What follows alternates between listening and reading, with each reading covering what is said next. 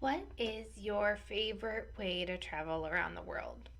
And remember, we're talking about Disney World. Well, today we are going to travel the highway in the sky and chat about Disney World's transportation options. So stay tuned. Welcome to Discovering Disney Your Trip Unlocked, the podcast that takes you on a magical journey through all things Disney. I am your host, Amanda Mills, a travel advisor passionate about helping you make the most of your Disney adventures. Whether you're a first-time visitor or a seasoned Disney pro, this podcast is here to unlock the basics and offer tips that will turn your Disney trip into a fairy tale come true. We'll cover all Disney destinations from the magical Disney World in Florida to the happiest place on earth, Disneyland in California, and even Disney Cruise Line. So if you've ever dreamed of stepping into Cinderella Castle, flying over Neverland with Peter Pan, or exploring a galaxy far, far away with the Force as your guide, then this podcast is your key to unlocking the enchantment of Disney. Get ready to ignite your imagination and set the course for lifelong Disney memories as we embark on an incredible journey together. Discovering Disney, your trip unlocked starts now.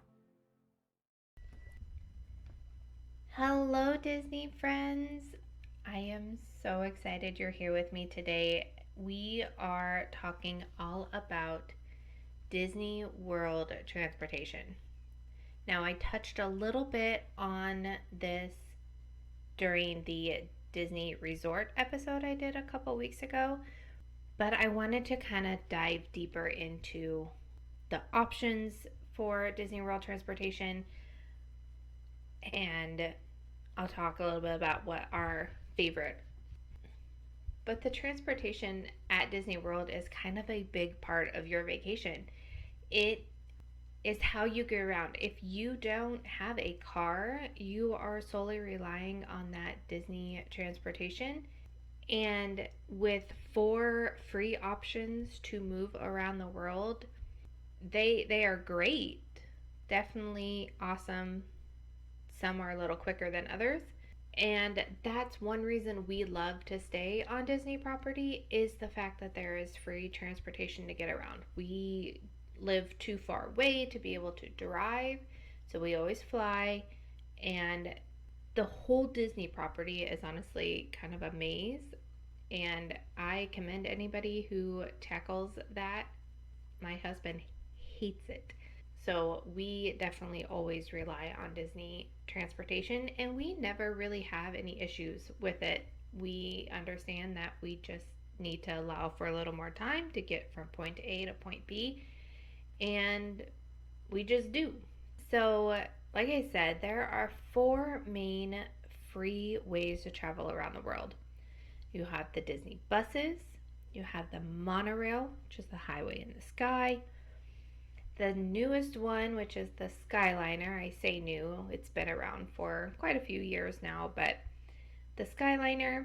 And then there is water transportation, which is my family's favorite transportation mode of transportation. So depending on where you are and where you are going, depends on the type of transportation you will need to take. So if you start at your resort, some resorts only offer bus transportation to get from point A to point B. Other resorts have the monorail to get around. Other resorts have the Skyliner or water transportation. So if you are staying at the Animal Kingdom Lodge Resort, your only option is to take a bus to the parks, to Disney Springs. However, if you are at Magic Kingdom and you are park hopping over to Epcot, you can take the monorail. You do have to switch at the Transportation and Ticket Center to a different monorail, but that is a quick, easy way to park hop, get from one park to the other. If you are at Hollywood Studios and you want to go to Epcot, you get to hop on the Skyliner and ride that to Caribbean Beach. And then I think there you do have to get off and get on a different line to take you to Epcot, if I remember correctly. Those are great options to be able to park hop. On the trips that I have taken, we have even just rode the transportation, especially the monorail and the Skyliner, as just kind of like an attraction.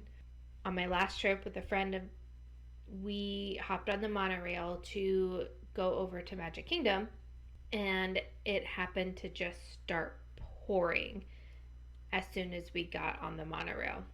So we took the monorail and we got to the transportation ticket center where we should have gotten off and transferred over to the Magic Kingdom monorail, but it was pouring rain. So we were like, nope, we've got time. So we rode that monorail for another loop around Epcot. And usually cast members are fine with it.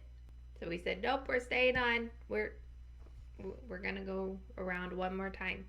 One time when I went with my youngest, we were on our way to Hollywood Studios, so of course you pass the Skyliner.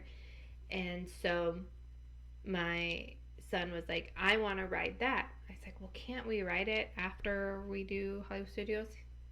And the look on his face, I was like, nope, we're going to ride it now before we even get into the parks. He loves it so much. So we rode the Skyliner. They did make us get off at the stop, and then we got back on. But he loved the Skyliner, and it was just like another attraction for him, like any other ride in the park. So I highly suggest, if you have the time, to just ride the Skyliner at some point during your vacation. We've done it too, where we were staying at Animal Kingdom Lodge and we decided to go get dinner at the Beach Club. So we took our bus to Hollywood Studios and then hopped on the Skyliner over to the Beach Club, or well, to Epcot, and then walked over to the Beach Club. That was just another fun experience that we could do, and it one of those transportations that is free. So like I had mentioned, you need to remember when using the Disney transportation that depending on where you are and where you're going, you need to make sure to give yourself plenty of time to get there. So the buses run, give or take, every 20 minutes. So if you have a reservation for a dining table service at a different resort and you have to take the Disney buses, you will need to take the bus to a park, whichever one is closest to you or to the destination you're going to, and then hop on that bus or other mode of transportation to get to the dining. So say you're at the All-Star Movies Resort and you are going to Sanaa, which is at the Animal Kingdom Lodge. All-Star Movies is one of those resorts that only has bus transportation. So is Animal Kingdom Lodge, where Sanaa is. So you will need to take a bus, I would say, from All-Star Movies to Animal Kingdom, and then from Animal Kingdom you'll hop on a bus to get you to Animal Kingdom Lodge. So that could take a minimum of 40 minutes if you hit the buses perfectly. That's why I usually tell clients to leave at least an hour ahead of time to give yourself enough time to get to your dining reservation. Now, being that it is Florida and weather changes often, some transportation will pause during bad storms. The Skyliner for sure, I know, and the boats will pause if there's a really bad storm with lightning, high winds, especially the Skyliner being up. So I know that those particular transportations will pause. In that instance, Disney will offer bus transportation to guests staying there to make sure they get to the parks that they need to go on. The other option for transportation at Disney World, you can always order an Uber or a Lyft to get you to where you need to go around property. Disney offers a Lyft option called minivans, and this is a paid transportation service. So they have their 4 free ones, and this is a paid one. These minivans are driven by Disney cast members, and they will transport you through and around Disney World. They will include car seats. So I think you are guaranteed 2 car seats per minivan.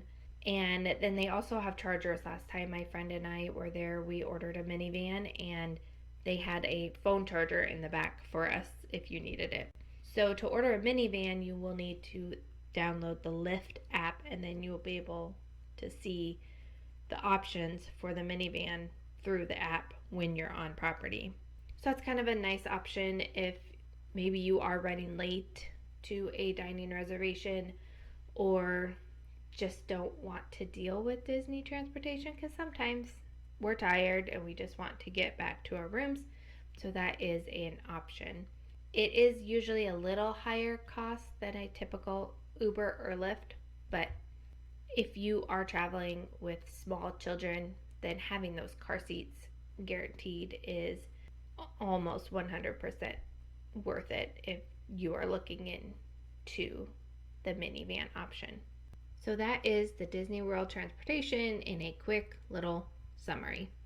If you are just beginning to think about a Disney World vacation and you're at those beginning planning stages and you just don't quite know where to start, I do have a free resource for you. I will put the link in the show notes.